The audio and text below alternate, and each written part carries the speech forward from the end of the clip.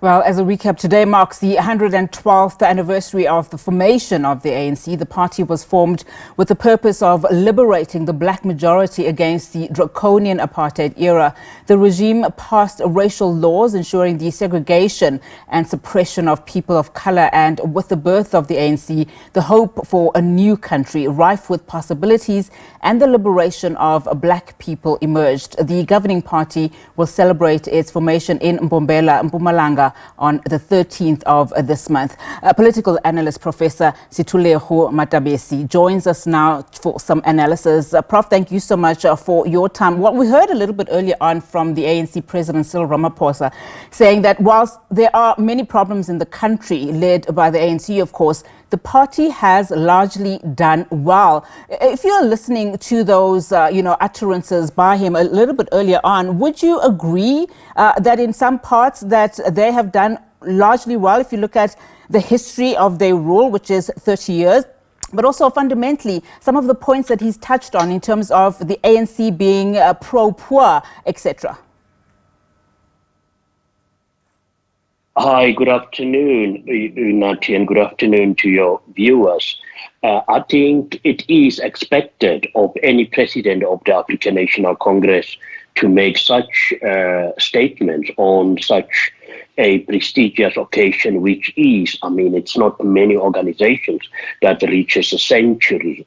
And I think it's very commendable for the African National Congress. And yes, I would like to agree with the president of the African National Congress that if you look back and you want to compare South Africa today with what it used to be, the living standard, how many blacks managed to move from what I would say only the working class to the middle class. It is actually very commendable, the number of people who now can call their homes, their houses homes. And those are some of the few achievements that I think is very commendable of the African National Congress within the past 30 years. Let's get a view then, just on the state of the ANC today. Its 8th January statement 2024 comes at a time when the party is losing electoral support, given some of the surveys that we've seen, a time a few months before the 2024 elections that have been characterized by many as a watershed moment for the country in the year that we are celebrating 30 years of freedom.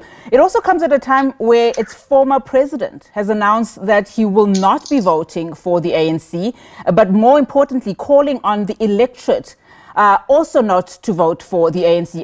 Is this the party that you don't see ruling come, after the 2024 elections?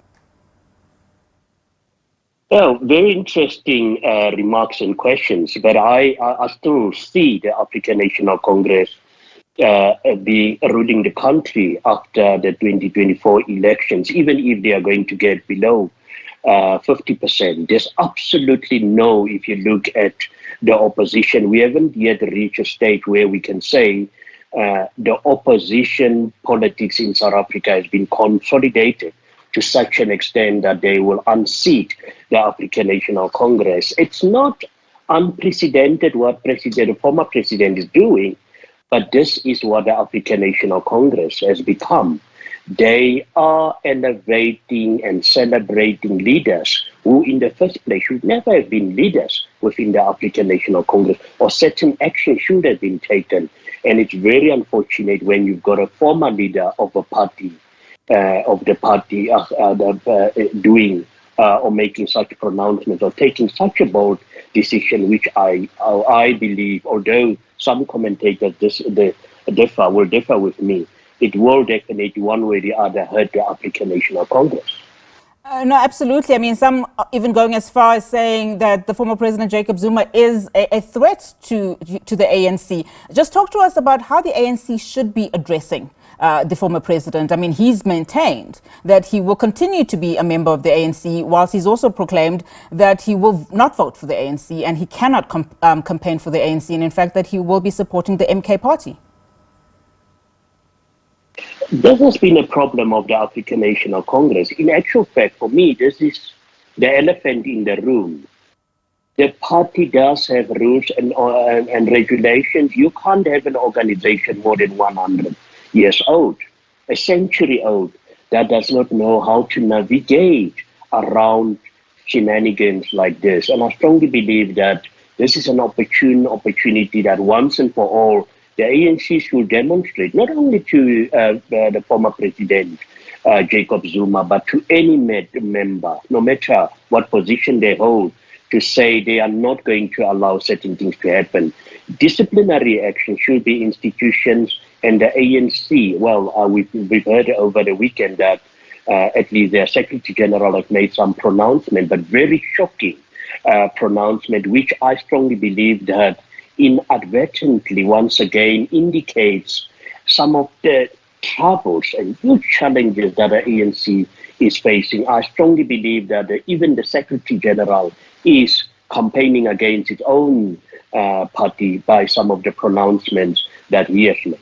And one wonders why the Secretary General made those pronouncements that you speak of, because in 2015, opposition parties labeled, former Police Minister Nathi Nhleko's report, which exonerated the former President Jacob Zuma of any wrongdoing, as a cover-up and a whitewash. And of course, we're talking about the Nkandla matter here. And yet yesterday, you have the SG, the Secretary General statement, essentially admitting that senior government officials lied in Parliament, about Zuma's usage of public funds for non-security upgrades, in Nkandla for that matter. I mean, how do you then, characterize those statements by a very senior leader in the party? Well, I think what the Secretary General got right was actually to indicate to South Africans how the African National Congress is running its affairs. It's an own goal. And I would say it's what may be a day gone wrong in a spin doctor's, duties. But for South Africans, it is all these kind of decisions where an organization which correctly has pronounced that they want to and has liberated many South Africans, but yet they go back on their own, promises, and where they protect their own.